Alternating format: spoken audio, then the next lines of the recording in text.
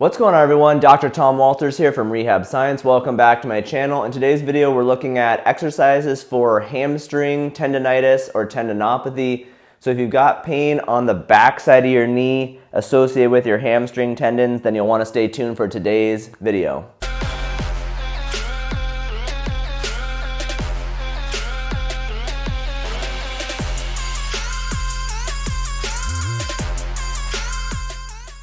For our first exercise, we're going to start with a double leg bridge on the ground. This is going to work the upper hamstring a little more and the glutes, but when our lower hamstring is acutely irritated, this is a good place to start. So just your normal kind of double leg bridge, you're going to lay on your back, feet about shoulder width, hands down at your sides, and then you're just going up and down until you've got a straight line from your knee to your shoulder. Okay, so you're just doing reps like this, nice and slow, up and down, shoot for 10 to 15 repetitions. Again, this is going to tend to work more the upper hamstring and glutes, but it will put some tension through the lower tendons and can be a great place to start your rehab. All right, for the second exercise, we're going to do another double leg bridge, but this time we're going to do it elevated on a bench or a chair. This is really going to help us target those lower hamstring tendons. So you're going to lay on your back again, feet up on the bench, kind of around maybe a 70 or 80 degree bend in your knees, and then you're going to push down with your heels and lift up. Same idea. We're going to go for 3 sets of 10 to 15 repetitions, and this is really going to work the whole hamstring, but it's going to get a little more behind the knees since we're pushing into the heels on this elevated surface.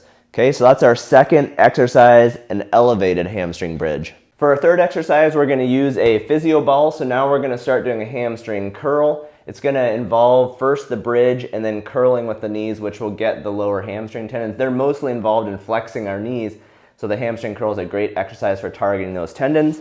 Again, I'm going to lay on my back and sort of starting with the bridge like we did before, up to straight. And then I'm going to roll the ball in. I've got to push down with my heels the whole time and back out slowly. I'm going to set my butt down, back up, and then roll in again as far as you can, and then back out nice and slow.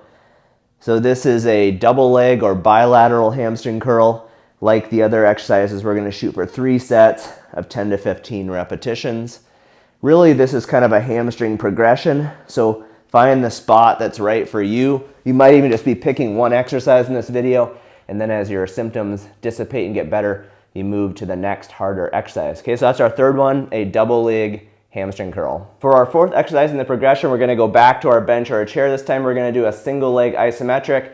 These can be really challenging. We're going to hold for 30 to 45 seconds. What you're going to do is go back into that bridge position we were in earlier. So your feet up on the bench, both feet.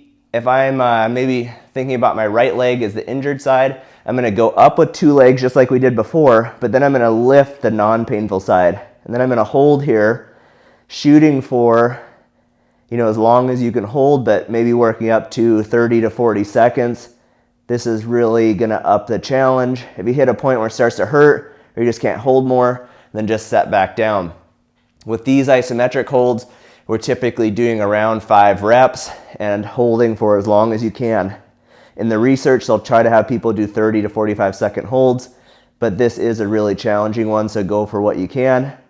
Again, if pain starts to creep up or you get really fatigued, just set back down and go for 5 repetitions of that one each day. This is our last exercise in the progression. This is a single leg hamstring curl. This is really quite challenging, so again, make sure you can work through all the other ones comfortably, no more than mild pain before you start this exercise. But this really is a great one for building strength, making the hamstrings more durable and reducing your future injury risk. So what you're going to do is lay on the back like we were doing before, but only the injured side, just one leg on the ball. You're going to bridge up and then perform curls right here. So in and out, nice and slow, set back down, lift up, bridge, and then curl. Okay, so with this, see if you can go for 3 sets of somewhere between 8 to 15 repetitions, going up into that bridge, and then curling in as far as you can. And that is our last exercise in the progression. I always like to do these on both sides, even if you're only injured on one. Performing on the other side can help to inform, through the nervous system, inform that injured side and can help build strength over there. So Make sure you get both sides. If you have any questions, put them in the comment section and I'll try to get back to you. All right, you guys, see you next time. Bye.